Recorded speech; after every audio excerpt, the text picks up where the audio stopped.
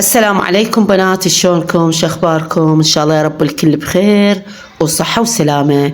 ورجعت لكم بفيديو وهو اليوم زلاطة الفاصولية الحمراء. احتاج بيها بالمكونات، احتاج خيار، احتاج جزر، احتاج طماطة الكرزية او اي طماطة نوع عندك تقطعيهم قطع صغار. انا عندي هاي الكرزية فقلت اضيفهم. احتاج رارنج، هنا عندي فلفل انواع، عندي الاحمر والاصفر والاخضر، والمكون الاساسي هو الفاصولية الحمراء. حبايب قلبي راح اثرمهم كلهم، اثرم الخيار والجزر، واحتاج وياه طبعا بصل، حتى لا نص راس من البصل.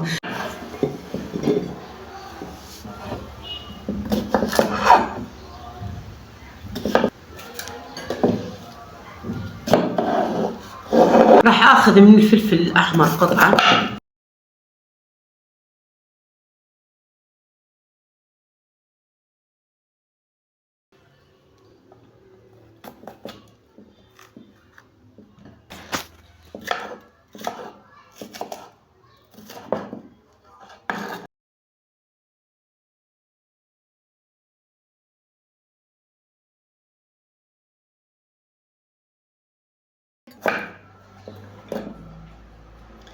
راح اضيفهم وين فوقها الكرزية.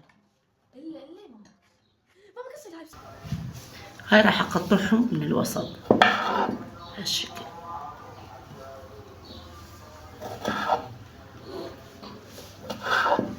هاي بالقاع. عندي هسه الفاصوليا الخضراء باكستانية، يا فاصوليا خضراء فاصوليا حمراء، مو ترى اغسلهم واجي. راح اضيف قليل من الفاصوليا الحمراء. جيبي الخاشوق الباكستانية باكستانية خاطر، جيبي الملعقة عليهم رارج لان ما عندي ليمون. اليوم الزلطة بالفاصوليا الباكستانية، الفاصوليا الحمراء.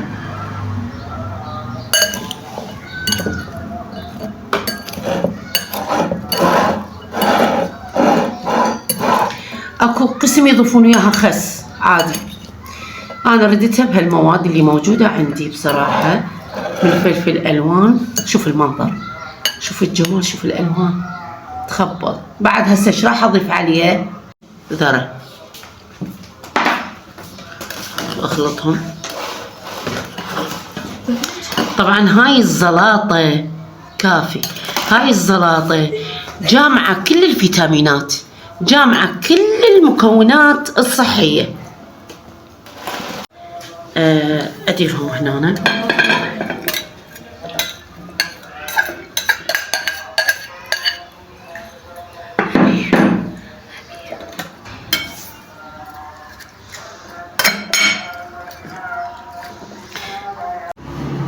وهذا كان طبقي، وهذا كان طبقي الزلاطة بالفاصوليا الحمراء الباكستانية. رهيبة، شوف الألوان، شوف الجمال والطعم، حدث ولا حرج. طبعا أذن آذان المغرب وحان وقت الإفطار. ألتقيكم على السفرة. ما أحكي لكم، انتوا تحكمون على شكله يخبل. أضيف عليه ملح. فطائر محشية بس بطريقة غير وبشكل غير. نحتاج بهاي الوصفة أول شي أضيف اللبن، فد ملعقتين مليانات.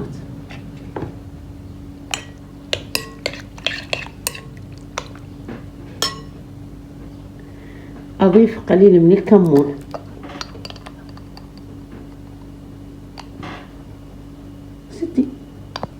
قليل من الكمون، قليل من بصل باودر، واو،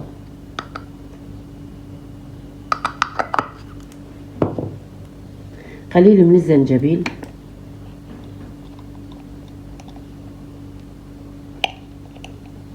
المفروض بالملعقة، قليل من البابريكا لكن أنا مستعجلة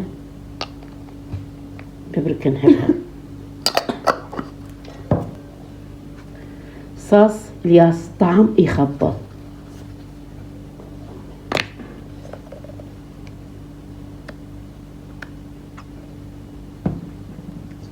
من دبس الرمان اخلطهم.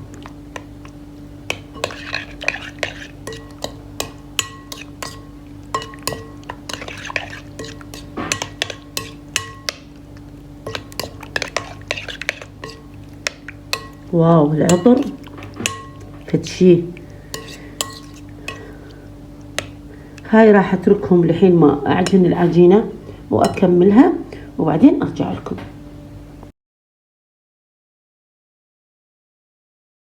طحين 6. هاي 1 هاي 2 ندخلهم 3 4 3. كيف ليمون يعني كيس كامل طحين 6 كوابة. يلا هسه راح اخلي ملعقة خميرة.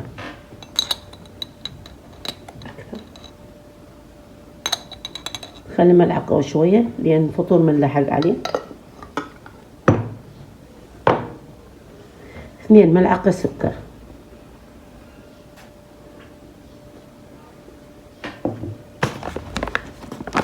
ملح مو ملعقة كاملة. هسه راح اضيف عليهم المي واعجن.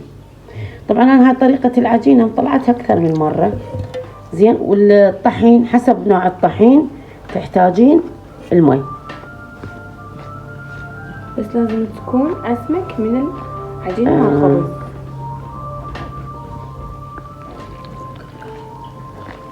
تشين شاي شقد جربت طحين معجنات نوعيات هواي، بس مثل طحين الفاخر مستحيل يخبل العجينة مالته تطلع. شقد جبت واستخدمتهن بشغلات بيتزا ما بيتزا مو مثل طحين الفاخر. كافي ماما.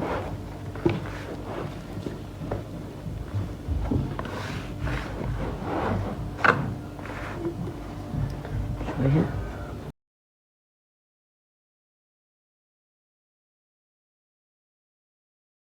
هسه راح اضيف عليه الزيت. كم جلاس؟ كم جلاس؟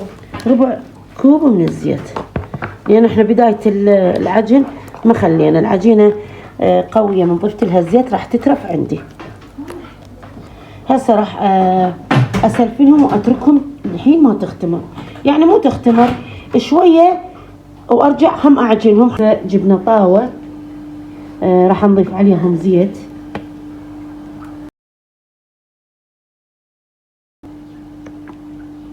وايد زيت. يلا زين عندنا البصل حتى يتحمص. هسه راح اضيف انا هنا ثرمت 3 روس بصل شرائح.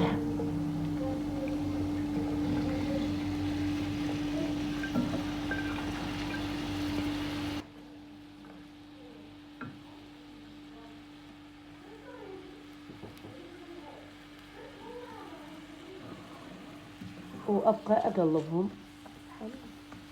حد ما يتحمر عندي او يعني يذبل ويصير لونه ذهبي. طبعا هسه البصل اتكرمل.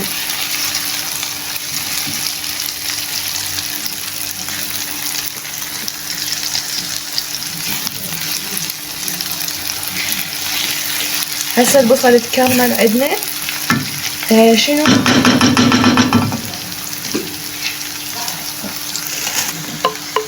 بالطول عندي دجاج.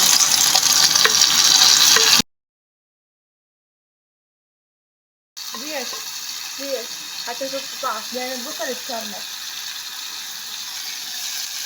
فهمتي حبيبتي؟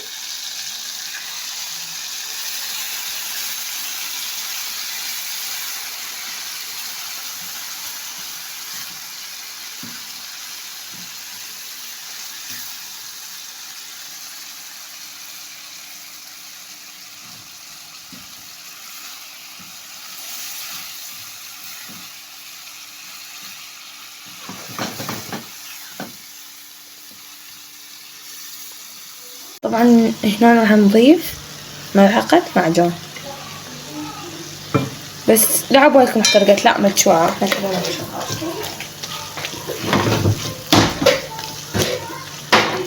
هنا اني ضفت ملعقة معجون وهديت النار، لأنه مخلية اني بابريكا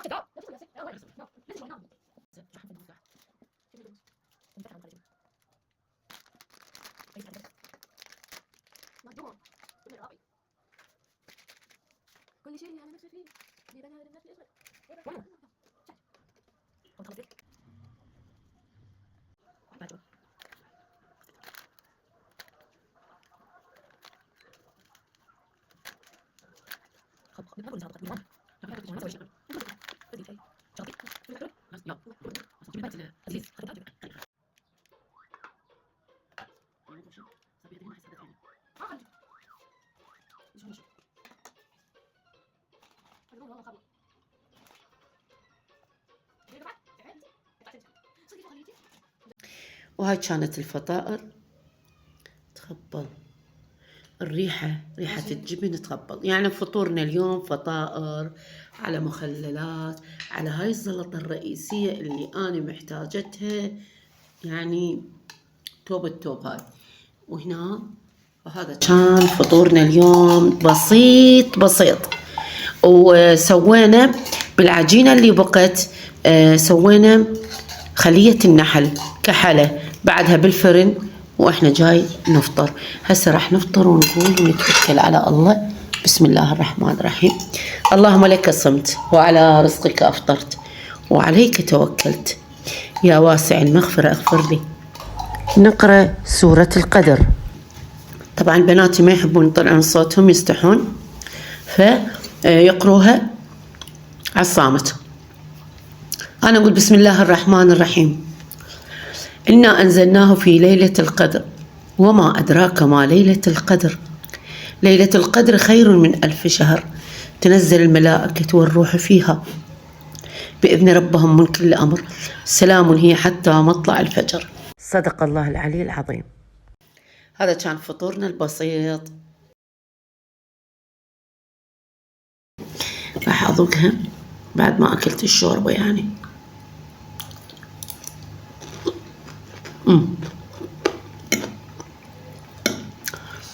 والله أنصحكم تجربوها، كلش طيبة. واو.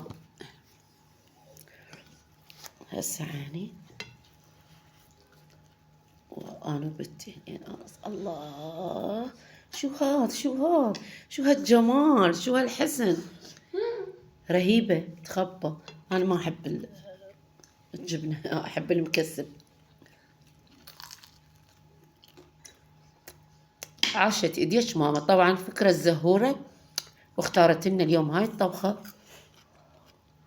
بس ما حبت تظهر نفسها وإيديها، أنا سويتها. واو.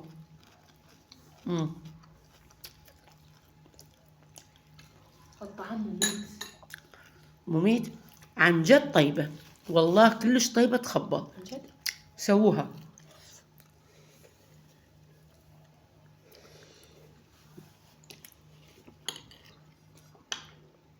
وايد بيبش.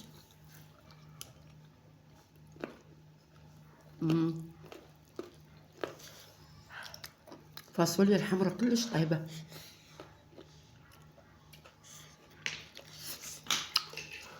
هذا المخلل طبعا جاهز، بس حيل حار. لين ما شاء الله الدبات اللي سويتهم خلصوا. يوم حار هذا.